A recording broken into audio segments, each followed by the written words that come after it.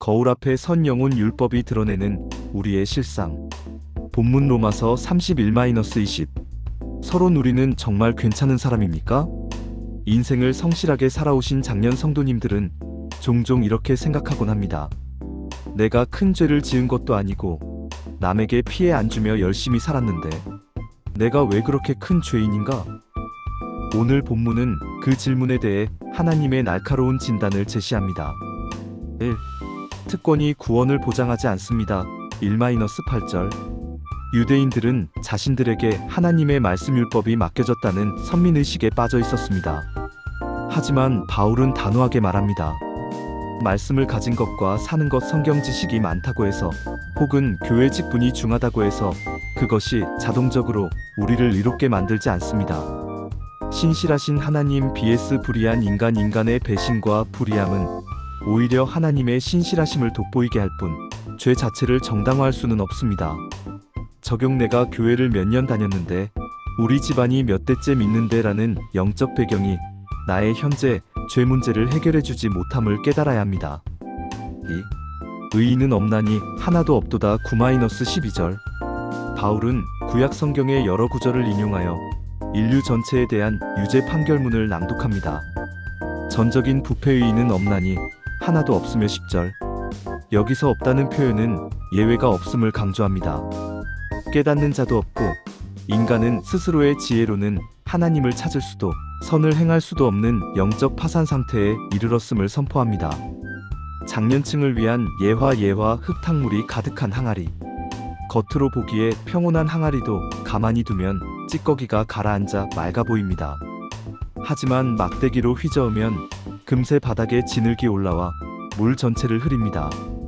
우리 인생도 평소에는 점잖고 도덕적으로 보이지만 고난이라는 막대기나 이기심이라는 막대기로 휘저어 보면 우리 내면 깊은 곳에 숨겨진 탐욕, 시기, 분노가 그대로 드러납니다. 우리는 죄를 지어서 죄인이 아니라 죄인이기 때문에 죄를 짓는 존재입니다. 3. 죄의 현상들 말과 발 13-18절. 바울은 죄가 우리 몸을 통해 어떻게 표출되는지 구체적으로 묘사합니다. 말의 타락 13-14절. 목구멍은 열린 무덤 같고 혀로는 속임을 일삼으며 입술에는 독사의 독이 있습니다. 장년의 삶에서 무심코 던지는 험담, 비판, 자녀에게 상처 주는 말들이 사실은 우리 내면의 죄성을 증명하는 것입니다. 행실의 타락 15-17절. 발은 피 흘리는데 빠르고 평강의 길을 알지 못합니다. 하나님을 두려워하지 않는 마음 18절이 모든 문제의 근원입니다. 4. 율법의 진짜 목적, 죄의 깨달음 19-20절. 하나님이 우리에게 율법 말씀을 주신 이유는 그것을 지켜서 구원받으라는 것이 아닙니다. 입을 막고 하나님 앞에서 그 어떤 변명도 할 수 없게 하려는 것입니다. 죄를 깨달음 율법은 우리를 치료하는 약이 아니라 우리 몸 안의 암덩어리를 보여주는 X-레이와 같습니다. X-레이가 병을 고치지는 못하지만 의사에게 가게 만들듯이 율법은 우리를 구원자이신 예수께로 인도합니다. 결론, 절망 끝에 만나는 소망. 성도 여러분, 로마서 3장 20절까지 읽고 나면 우리에게는 아무런 희망이 없어 보입니다. 율법의 행위로 그의 앞에 의롭다 하심을 얻을 육체가 없나니. 하지만 이 철저한 절망을 통과한 사람만이 21절부터 시작되는 예수 그리스도의 은혜를 비로소 기쁜 소식으로 받아들일 수 있습니다. 내 도덕성, 내 경력, 내 의로움을 의지하지 마십시오. 오직 우리는 주님, 저는 죄인입니다. 저를 불쌍히 여겨 주옵소서라는 고백으로 은혜의 보좌 앞에 나아가야 합니다. 그곳에 진정한 회복이 있습니다. 작년부 나눔 질문. 오늘 본문에서 묘사된 죄의 모습말, 발, 하나님을 두려워하지 않음 중 가장 뼈아프게 다가오는 부분은 무엇입니까? 나도 모르게 나는 이 정도면 괜찮은 신앙인이지라고 생각했던 순간이 있었나요? 내가 하나님 앞에서 아무 변명도 할 수 없는 죄인임을 인정할 때 예수님의 십자가가 어떻게 다르게 느껴집니까? 오직 은혜로 얻는 구원의 길. 본문 로마서 321-28. 서론 인간의 절망과 하나님의 해결책.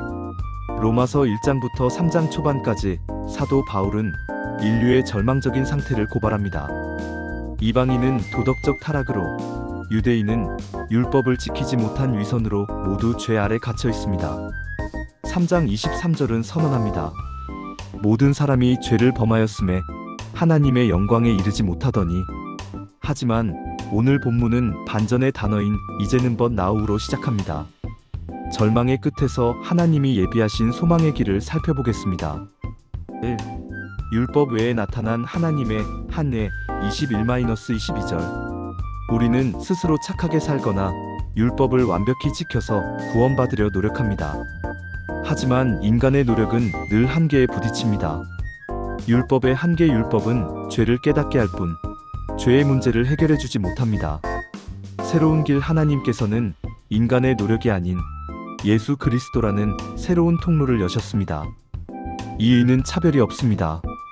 과거에 어떤 삶을 살았든 예수를 믿는 모든 자에게 주어지는 선물입니다. 2. 값없이 주시는 은혜, 구속과 화목제물 24-25절. 하나님은 공의로우신 분이기에 죄를 그냥 넘어가실 수 없습니다. 누군가는 죄값을 치러야 했습니다. 구속 리뎀프션, 노예의 몸값을 대신 지불하고 자유를 주는 것을 의미합니다. 예수님이 십자가에서 피 흘리심으로 우리의 죄값을 지불하셨습니다. 화목제물, PROPITIATION. 하나님의 진노를 가라앉히고 우리와 하나님 사이의 화평을 이루는 제물입니다. 은혜의 성격, 우리는 값을 치르지 않았지만 하나님께서는 당신의 가장 귀한 아들을 내어주심으로 우리를 의롭다고 불러주셨습니다. 이것이 복음의 핵심입니다. 3. 자랑할 것이 없는 믿음의 법 27-28절. 구원이 우리의 행위나 공로에 있지 않기에 신앙생활에서 가장 경계해야 할 것은 자기 자랑입니다. 자랑할 수 없는 이유, 내가 잘나서 구원받은 것이 아니라 전적인 하나님의 선물이기 때문입니다. 믿음의 법, 구원은 오직 믿음으로만 가능합니다. 이 믿음조차 하나님이 주신 선물임을 기억할 때 우리는 겸손해질 수 있습니다. 결론, 은혜를 입은 자의 삶. 사랑하는 성도 여러분, 우리는 모두 하나님의 영광에 이를 수 없는 죄인이었습니다. 그러나 하나님께서는 십자가라는 단 하나의 길을 통해 우리를 의롭다 칭해 주셨습니다. 오늘 이 시간 나의 노력과 공로를 내려놓고 다시 한번 오직 예수라는 은혜 앞에 섭시다. 그 은혜에 감사하며 나를 구원하신 하나님만을 자랑하는 삶을 살아가시기를 축원합니다. 요약 및 적용 질문. 내가 하나님 앞에서 내세우고 있었던 나의 의행이, 직분, 노력은 무엇입니까? 값없이 주시는 은혜가 오늘 나의 삶에 어떤 위로와 힘이 됩니까? 자랑을 멈추고 오직 하나님께만 영광 돌리는 삶을 살기로 결단합시다.